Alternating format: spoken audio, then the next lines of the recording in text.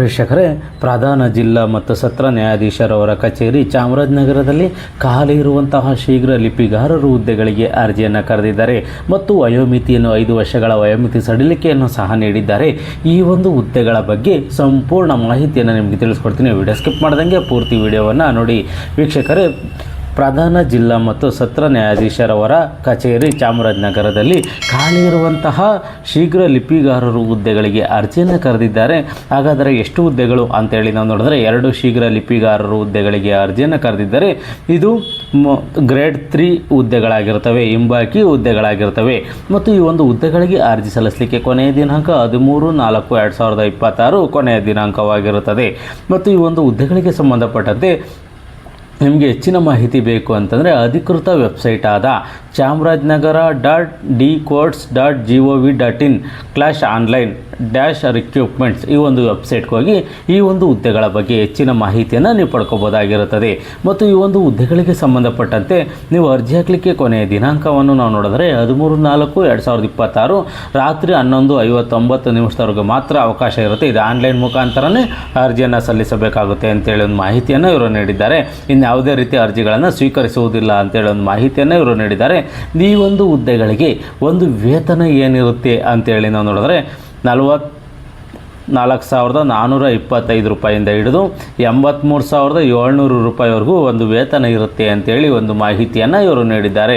ಮತ್ತು ಈ ಒಂದು ಹುದ್ದೆಗಳಿಗೆ ಸಂಬಂಧಪಟ್ಟಂತೆ ನಿಮ್ಮ ಎಜುಕೇಷನ್ ಏನಾಗಿರಬೇಕು ಅಂತೇಳಿ ನಾವು ನೋಡಿದರೆ, ನೀವು ಎಜುಕೇಷನ್ ಏನು ಮಾಡಿರಬೇಕು ಅಂತೇಳಿ ನಾವು ನೋಡಿದರೆ ದ್ವಿತೀಯ PUCಯಲ್ಲಿ ಪಾಸಾಗಿರಬೇಕು ಮತ್ತು 3 ವರ್ಷದ ಡಿಪ್ಲೊಮಾ ಕೋರ್ಸ್ ಅಥವಾ ತತ್ಸಮಾನ ಪರೀಕ್ಷೆಯನ್ನು ಉತ್ತೀರ್ಣರಾಗಿರಬೇಕು ಅಂತೇಳಿ ಒಂದು ಮಾಹಿತಿಯನ್ನು ನೀಡಿದ್ದಾರೆ.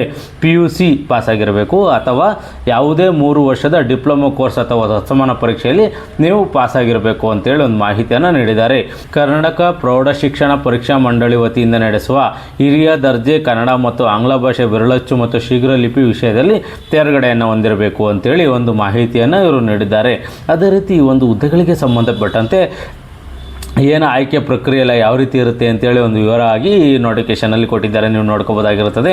ಮತ್ತು ವಯೋಮಿತಿಯನ್ನು ನಾವು ನೋಡಿದ್ರೆ ಎಷ್ಟು ವರ್ಷದೊಳಗಡೆ ಇರೋರು ಅರ್ಜಿಯನ್ನು ಸಲ್ಲಿಸಬೇಕು ಅಂತೇಳಿ ನಾವು ನೋಡೋದಾದರೆ ಇಲ್ಲಿ ನೋಡಿಕೊಟ್ಟಿದ್ದಾರೆ. ಸಾಮಾನ್ಯ ವರ್ಗದ ಅಭ್ಯರ್ಥಿಗಳು ಯಾರಿದ್ದಾರೆ ಅವರು 35+5 ವರ್ಷಗಳ ಒಂದು ವಯೋಮಿತಿ ಸಡಿಲಿಕೆಯನ್ನು ಸಹ ನೀಡಿದ್ದಾರೆ. ಮತ್ತು ಪ್ರವರ್ಗ 2A 2B 3A 3B ಅಭ್ಯರ್ಥಿಗಳಿಗೆ 38+5 ವರ್ಷಗಳ ಅಂದರೆ 38 ವರ್ಷಗಳು +5 ವರ್ಷಗಳ ಒಂದು ವಯೋಮಿತಿ ಸಡಿಲಿಕೆಯನ್ನು ಸಹ ಇವರು ನೀಡಿದ್ದಾರೆ. ಅದೇ ರೀತಿ ಪರಿಶಿಷ್ಟ ಜಾತಿ ಪರಿಶಿಷ್ಟ ಪಂಗಡ ಪ್ರವರ್ಗ 1 ಅಭ್ಯರ್ಥಿಗಳಿಗೆ 40 ವರ್ಷ +5 ವರ್ಷಗಳ ಒಂದು ವಯೋಮಿತಿ ಸಡಿಲಿಕೆಯನ್ನು ಸಹ ನೀಡಿದ್ದಾರೆ. ಈ ಒಂದು ವರ್ಷದೊಳಗಡೆ ಇರೋರು ಈ ಒಂದು ಹುದ್ದೆಗಳಿಗೆ ಅರ್ಜಿಯನ್ನು ಸಲ್ಲಿಸಬಹುದಾಗಿರುತ್ತದೆ. ಅದೇ ರೀತಿ ಈ ಒಂದು ಹುದ್ದೆಗಳಿಗೆ ಸಂಬಂಧಪಟ್ಟಂತೆ ಒಂದು ಅರ್ಜಿ ಶುಲ್ಕ ಏನಿರುತ್ತೆ ಅಂತ ಹೇಳಿ ನಾವು ನೋಡೋದಾದರೆ, ಸಾಮಾನ್ಯ ವರ್ಗ ಪ್ರವರ್ಗ 2A 2B 3A 3B ಅಭ್ಯರ್ಥಿಗಳಿಗೆ 200 ರೂಪಾಯಿಗಳ ಒಂದು ಅರ್ಜಿ ಶುಲ್ಕವನ್ನು ಇವರು ನಿಗದಿಪಡಿಸಿದ್ದಾರೆ.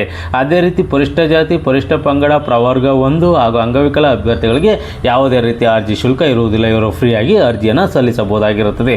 ಮತ್ತು ಈ ಒಂದು ಹುದ್ದೆಗಳಿಗೆ ಸಂಬಂಧಪಟ್ಟಂತೆ ನಿಮಗೆ ಹೆಚ್ಚಿನ ಮಾಹಿತಿಯನ್ನು ಈ ನೋಟಿಫಿಕೇಷನಲ್ಲಿ ಸಂಪೂರ್ಣ ಮಾಹಿತಿಯನ್ನು ಕೊಟ್ಟಿದ್ದಾರೆ. ಈ ಒಂದು ನೋಟಿಫಿಕೇಷನನ್ನು ಸಂಪೂರ್ಣವಾಗಿ ಓದಿ ನಿಮಗಿದು ಸೂಕ್ತ ಅನಿಸಿದ್ರೆ ಮಾತ್ರ ಈ ಹುದ್ದೆಗಳಿಗೆ ಅರ್ಜಿಯನ್ನು ಸಲ್ಲಿಸಿ. ಅರ್ಜಿ ಸಲ್ಲಿಸಲಿಕ್ಕೆ ಕೊನೆಯ ದಿನಾಂಕವರೆಗೂ ಕಾಯ್ಕೋಬೇಡಿ, ಮುಂಚಿತವಾಗಿ ಅರ್ಜಿಯನ್ನು ಸಲ್ಲಿಸಿ. ಇದು ಸಂಪೂರ್ಣ ನೇರ ನೇಮಕಾತಿಯ ಹುದ್ದೆಗಳಾಗಿರುತ್ತವೆ, ಪರ್ಮನೆಂಟ್ ಹುದ್ದೆಗಳಾಗಿರುತ್ತವೆ.